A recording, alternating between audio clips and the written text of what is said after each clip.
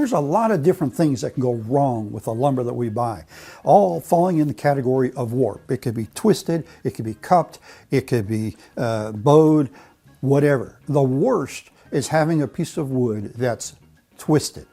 I'm going to show you how to fix that. Warped, cupped, twisted wood, whatever it might be, is pretty hard to use in the workshop. Generally speaking, we end up having to flatten out. Now, this is why a lot of woodworkers buy their wood as rough sawn lumber and run it through the joiner and planer themselves. What do you do if you get a board? Like, I've got this piece of really nice poplar here that I was going to use for something until I found that it was very badly twisted.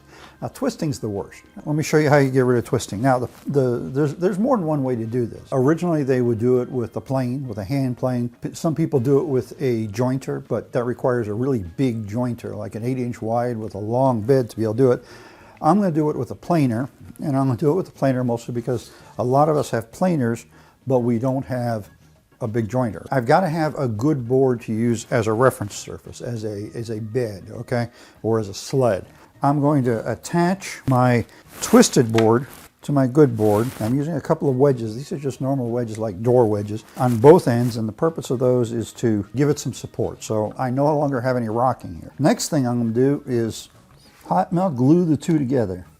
Yeah, I know that sounds a little crazy, but the advantage of hot melt gluing it is that it'll come apart again. So now that the two pieces are attached together, I'm ready to go to the planer. Okay, the idea here at the planer is I'm going to take as many passes as necessary to get this surface flat. And it'll be easy to tell when I get there because I'll be able to see that the entire surface has been machined, okay? The board is a little bit old, it's a little discolored, and that works in my favor this time because I can see easily whether or not I've cut it. If I didn't have that, I would take a pencil and draw a squiggle all across it so I can see when I've cut.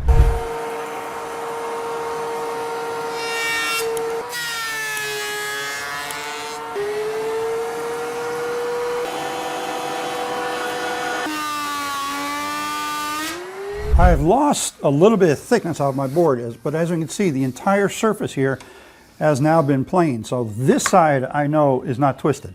Now I got to deal with the other side. Okay, so my next step now is to take the two boards apart, which really isn't all that hard. The planer puts an awful lot of force on the boards when it's cutting. The rollers actually keep things stable. So it doesn't take much to take the two apart. As we can see, that side of the board is no longer rocking. Now what I've got to do is make this side of the board parallel to this side. So I'm going to have to go back to the planer and plane this side. Hopefully I won't have to take off a lot.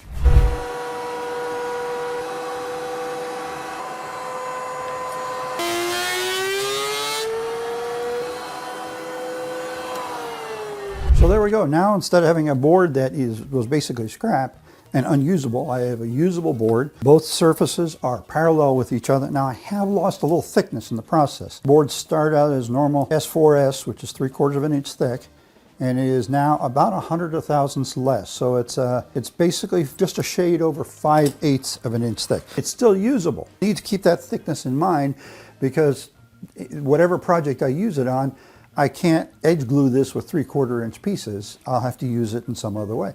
But it's at least now it's usable lumber as opposed to before when it was essentially scrap.